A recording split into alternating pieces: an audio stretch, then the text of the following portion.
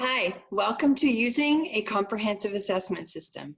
I'm Lexi Domaratsky, and we are really happy that you are here today. Our goal is to spend a couple of hours working together on what is the Comprehensive Assessment System, how do you use it to make good instructional decisions, and then finally, how do you use it to give yourself feedback on whether or not your system is supporting struggling students and students in core instruction. So we're very happy that you are here. Today you'll have a facilitator with you. That facilitator's job is going to be to pause the recording every now and then and give you a chance to talk to your partners, pause the recording, give you a chance to read an article, peruse some documents, and then bring you back together as a group and continue on with the module. So we are very happy that you are here. Again, I'm Lexi Domaratsky, and it's my pleasure to be here. Here are our learning intentions for today. Our goals are to deepen our understanding of each component of the comprehensive assessment system. Our guess is that you have knowledge and understanding currently of some pieces of the comprehensive assessment system, and our goal will be to shore that up or deepen it or consider it in the context in which you are working right now.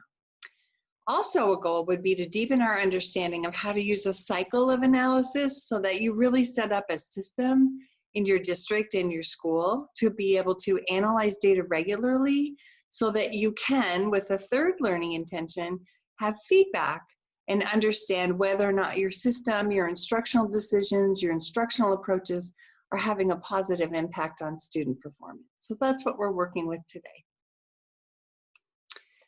We will start with the comprehensive assessment system picture. What is a comprehensive assessment system? What do I mean when I say that? I was born and raised in Alaska, and we were taught from the time we were small that one of the tools you always have with you is a Swiss Army knife.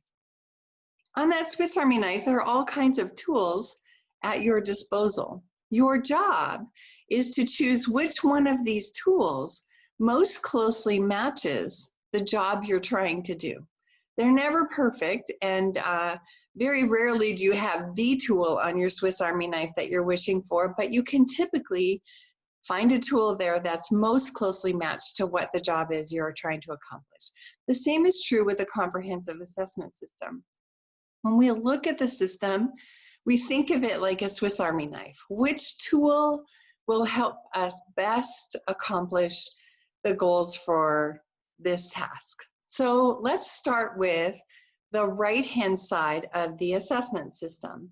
So this triangle is really built this way because this is where intentionally you spend the least amount of time at the top and the most amount of time down at the bottom.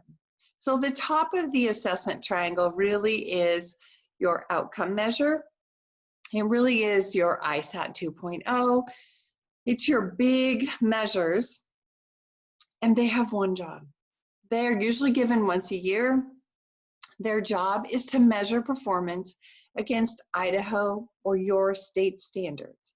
So let's take a look at third grade and let's see how our third graders are doing compared to what Idaho or our state says that we should be doing for this age of a child. So once a year, big measures, they're designed to give you feedback on how students are performing according to their grade level. Universal screening. Universal screening is a measure that identifies who is likely to be at risk for reading failure, for math failure. There are a couple of attributes about a screening assessment that are really important. One is that it is standardized, meaning it's reliable and it's valid. So that if you gave it to 100 fifth graders, that you would get about the same answer across the board, that it actually measures again and again and again what it's supposed to measure. So you want it to be a reliable and valid measure that has been tested, because a screening measure has another one job, and that job is to identify what we call classification accuracy. Which students are potentially at risk, which students are not likely at risk. And that job, we do that work 3 times a year. We give a universal screening measure in the fall to see who is likely at risk for reading failure. We give it again in the winter to see have we made some gains with those students, and at the same time, were there any students who were slipping that we might have missed who are now at potential risk for failure, even though they weren't in the fall. And then finally, we give the universal screening measure in the spring so that we can decide whether or not our system is working, for one thing, but the other is, are there students we need to be paying attention to in getting ready for the fall? And how many of our students have actually met the criteria of not being at potential risk for reading failure throughout the course of this year? The interim benchmark assessments or common assessments, the job of those is to measure the level of performance or achievement towards the state standards. So many of you give the interim measures that give you feedback on your ISAT, your potential ISAT data. Those interim measures tell you of these standards, these students are progressing the way we would want them to be or not quite yet. Another part of those assessments might be common grade level assessments, common department assessments, end of unit, end of chapter assessments. All of those are designed to give you feedback on whether students are making progress towards the state standards that we're going to be measuring in the spring. Then we drop down to progress monitoring, and it is more of a noun than it is a verb in this triangle. It is typically tied to your universal screening measure. It is typically very brief, a minute or two, and it gives you feedback on whether or not the student's intervention is assisting to close the gap. One of the things about progress monitoring is that it is given at instructional level. The universal screening is always given at grade level because we want to know how well students are doing compared to peers of their age, and are they at risk compared to all of the other 8th graders who have taken this same measure. Progress monitoring, if you have a 5th grade student who's reading at a 2nd grade level, we drop down to a 2nd grade progress monitoring tool. If we gave the 5th grade measure, it would just tell us over and over, not quite yet, not quite yet, not quite yet. But if we drop down to the 2nd grade and we deliver strong core instruction and strong intervention, and we start to see that needle moving, then we hop up to 3rd grade measures and we see that needle moving. Then we hop to 4th grade measures once we see that needle moving. We then are able to measure progress and see whether or not that student is making the kind of growth we want them to. At the bottom, formative classroom assessments, we've taken a look at what this really means, and it means formative assessment tools like exit tickets, quizzes, those types of things. Those are formative assessment tools, and then also formative assessment practices. So those are like holding up the whiteboard, thumbs up, thumbs down, yes or no, dropping in, listening to conversations. Those are formative assessment practices that you actually do while you're teaching. And that's very sensitive to instruction. I teach it, they learn it, I teach it, they learn it. So this is a picture of the comprehensive assessment system. And as we think about it in terms of a Swiss Army knife. You'll notice on the left that there's a different frequency depending on the assessment tool that you're choosing. The outcome measure is given once a year. Screening measure is usually given 2 to 4 times a year. We really don't want it to be a pre and a post. Without giving it into the winter, we really struggle to be able to intervene quickly with those students who might be slipping. So if that measure is 2 times a year, we would recommend fall and winter. We would really say 3 times a year is the best, because spring gives you feedback on the progress over the course of a year and helps you get organized for the coming fall. Interim and benchmark assessments, they're often given each quarter or the end of a unit or end of a chapter. Progress monitoring is given typically every 2 weeks. There's been some research being done right now that is saying if you give 3 measures every 3 weeks, that might be sufficient. Some folks measure once a week. That's pretty tough because students don't really get a chance to get enough instruction to move that needle.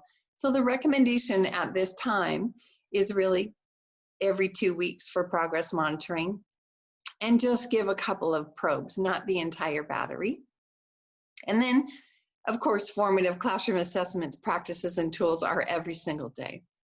So this is a little bit about the comprehensive assessment system, and now we have a good base. We're going to pause the video for a little bit, and you're going to think about your comprehensive assessment system. What are the attributes of your contribution, or of your assessment system? And what are some things that we just talked about that were important in the comprehensive assessment system? And how are you doing in terms of having that full battery available? So facilitator, please pause the recording, and we will be back in a few minutes. Welcome back. So we're going to talk for just a minute about the universal screening in terms of early literacy and how we would think about that measure. You give the IRI, and that's your universal screening measure typically for early literacy. Here are the measures that we see in an early literacy system typically. Comprehension and vocabulary are sometimes measured, and then sometimes they're not fully a part of the screening system. So here are the two areas in which you almost always receive feedback for early literacy. The first one is phonological awareness. And in that phonological awareness screener, there are typically two pieces or two measures that tell you which students are potentially at risk and which students are making progress, which students are on track. Phoneme segmentation is the ability to take a word. So for example, if I said cat, the student is able to say cat and take apart each of those sounds within that word.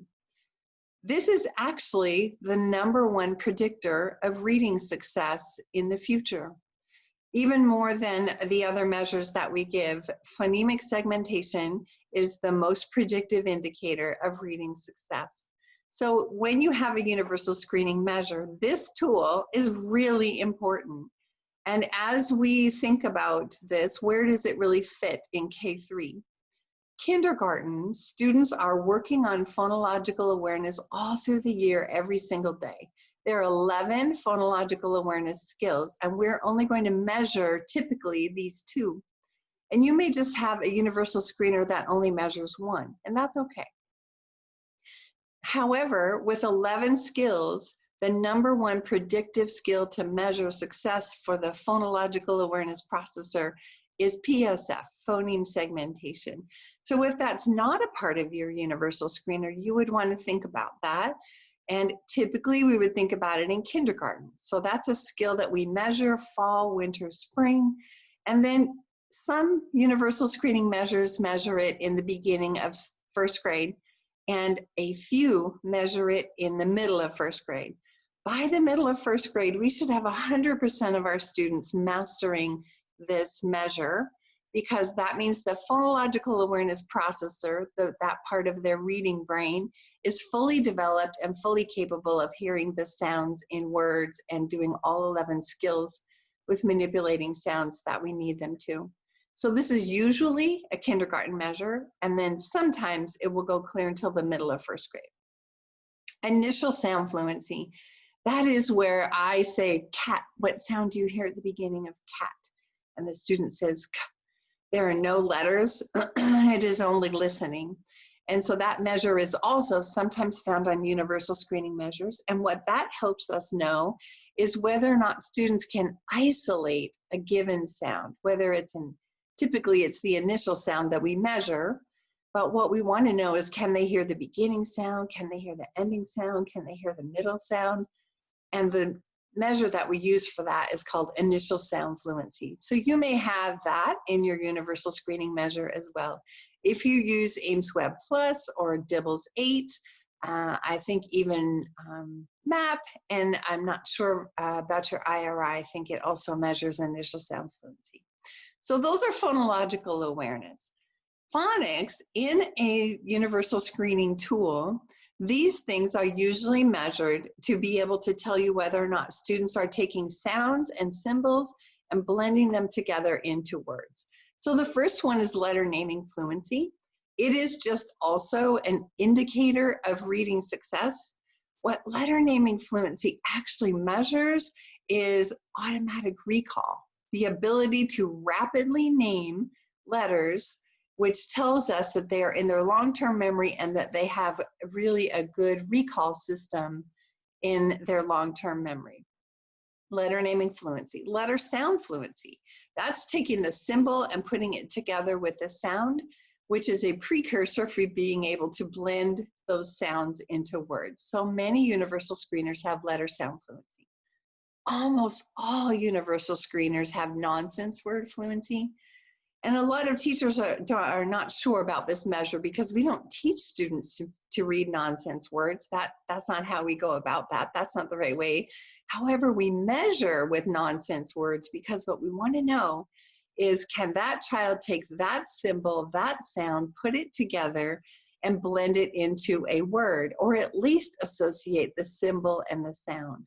So we use nonsense words so that students don't accidentally know the word by sight, or a word that they're familiar with. So that's why we use nonsense words. And that tells us early blending feedback. Are students able to take a sound, put it with a symbol, blend it into a word, or read that word? We have found that students who are able to do this nonsense word fluency work efficiently by the middle of first grade, that they then are on track, second grade, third grade, fourth grade. This is a pretty big measure for us to be able to know by the middle of first grade, are students able to meet that target of nonsense word fluency? Word reading fluency is also a measure that is often in a universal screening tool. It gives us feedback in a couple of ways. One, there may be sight words, there may be high frequency words, or there may be some simple blending patterns. And so we're looking at that. Can students look at the whole word and either blend their way through it accurately or acknowledge it as a sight word or a high frequency word and read it with ease and read it fluently? And then finally, on a universal screening measure is oral reading fluency. And that tells us whether or not students can efficiently read words in sentences and move through a passage so that the brain is not heavily burdened with decoding. Are they able to move through those words and those sentences fluently enough to free up the rest of their cognition for vocabulary and comprehension? When a student is heavily burdened with decoding and they are slow and inaccurate, that is a big cognitive demand for them, and they're not able then to process that information quickly and open up some space for comprehension. So these are the typical measures in an early literacy screening. You notice that they all have fluency at the end. Most of them are 1-minute timings, and that is because we are trying to see, are they efficient? Is this area of learning efficient for them to free up their cognition for other things? Or is it a struggle because they're not fluent enough to be able to be automatic? We also look at accuracy with these measures, and we'll talk about that a little bit later. So now we'd like you to think for a minute. Your facilitator is going to pause the video again. You'll have about 10 minutes to talk with your teammates. And please think about 2 areas that were new or confirmed for you so far with the comprehensive assessment system. And be ready to share that with your colleagues, and your facilitator will bring you back, and we'll continue. Welcome back. We're going to spend a couple of minutes talking about progress monitoring for a little bit. One of the things that we think about with progress monitoring is that we don't give the whole battery. In a universal screening measurement, we would give initial sounds, word reading fluency, maybe oral reading fluency. We would give multiple assessments to get the whole battery, the whole picture of that student's possible potential risk. With progress monitoring, you choose 1 or 2 of those measures to give, And those measures are closely tied to intervention or additional practice. So it's not, progress monitoring isn't typically meant for all students. Maybe you would give a progress monitoring probe or dip for students even who are on track, maybe once a month, once every 6 weeks, to make sure they're not slipping. But by and large, progress monitoring is meant for those students who are receiving intervention. And it is telling us whether or not that intervention is having an impact. So if we're not intervening with a group of students, we wouldn't typically need to progress monitor them every 2 weeks. And if we are intervening with a group of students, we do want to progress monitor them every 2 weeks, because after 4 or 6 weeks, we want some feedback, some data that tells us whether or not this intervention is beginning to move that needle. So usually we would take the progress monitoring probe that's most closely related to the intervention that we are delivering. For example, if you have first grade students and your intervention includes phonological awareness, phoneme segmentation, all of the 11 skills of phonological awareness, the progress monitoring probe that you would give would be PSF, or maybe initial sound fluency. So you wouldn't give all of the measures, you would just choose a couple that are closely related.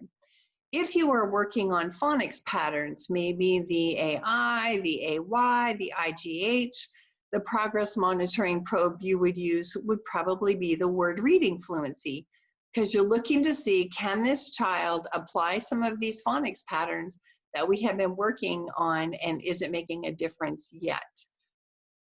A couple of ways to think about this. Some teachers have said, how do I do this? How do I progress monitor students when I have so many? We have found that if sometimes you use a computerized measure, so that's easy.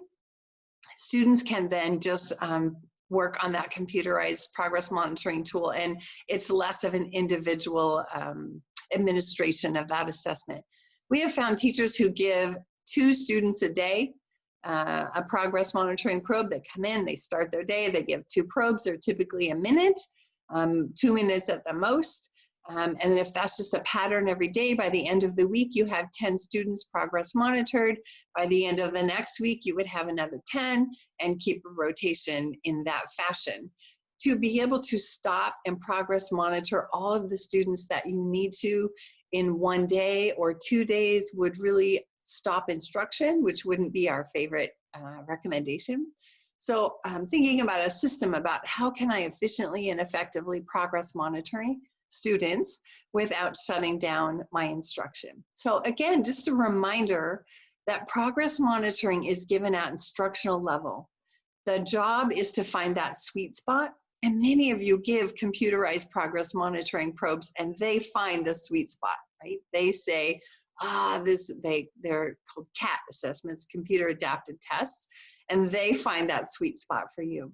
If you don't use one of those, then your role is to find that sweet spot, and you just keep working down. Let's say you have a 5th grade student who is reading at the 2nd grade level. I'd probably start with a 3rd grade probe, and the typical advice is if that student is at the 25th percentile or above, you could then progress monitor right there. If they're below, like maybe they're at the 10th percentile, I would drop down to 2nd grade. So you want to get as close to the instructional match as you can, and you always want to keep a little tension.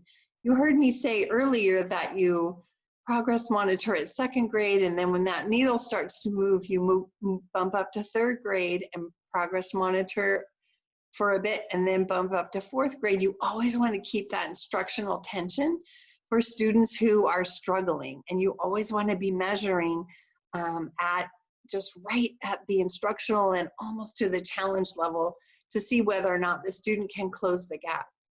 If we always progress monitor a 5th grade child at 2nd grade forever and ever, we won't actually be closing a gap or measuring whether or not we are closing that gap. So this is progress monitoring, typically given every 2 weeks at instructional level. And the most important part is it's giving feedback on whether or not our intervention or our additional instruction is actually having an impact. You have a rubric from Boise State. It's called a database individualization rubric, and it's a part of the project. The part of this rubric that really matches the work we're doing today is component number 3, where the teacher monitors student progress with a standardized measure. So just as I mentioned that progress monitoring tools usually are a match with screening measures, that you want to use a standardized tool in the academic area of concern and as closely matched to that intervention as possible.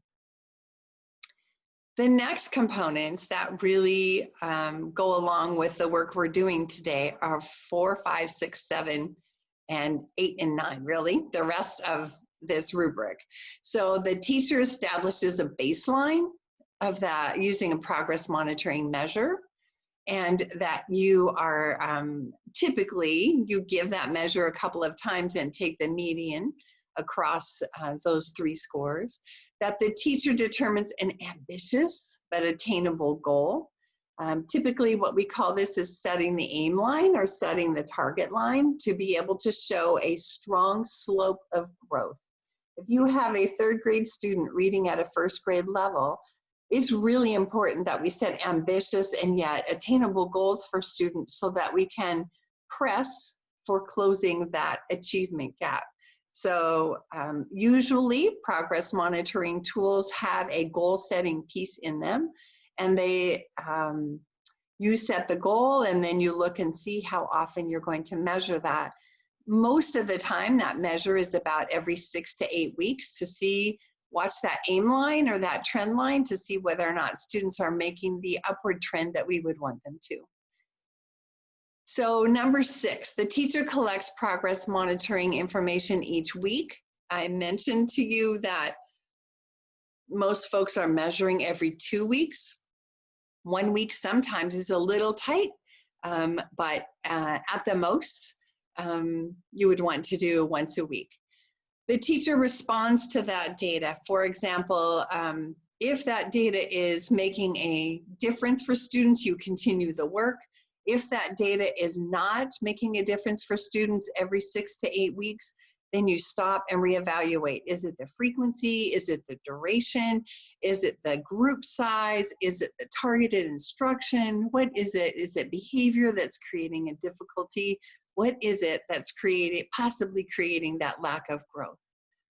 And then component number 8, if the student falls below that line or they're not making the kind of growth that we would expect them to, that you would move into a more diagnostic assessment or informal diagnostic picture to be able to understand what is it that's giving this child trouble. Actually, we're intervening, but nothing's really making a difference yet.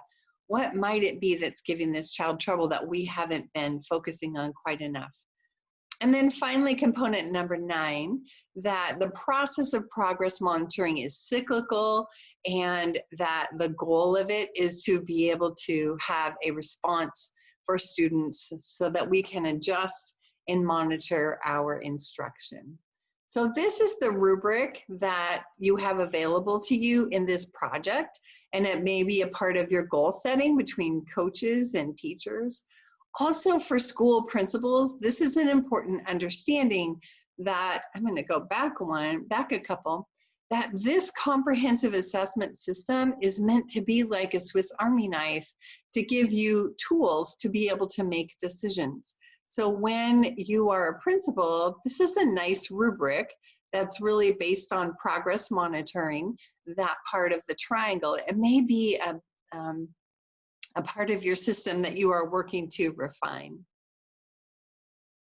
So now we'd like you to think for a few minutes, what are some more areas, further areas that were new or confirmed with you with the comprehensive assessment system? So I keep adding or placing confirming or new information on the table. So will you now, the facilitator will pause and you'll have 10 minutes to visit with your team or your colleagues in terms of what are some additional pieces of information that you now have or were confirmed.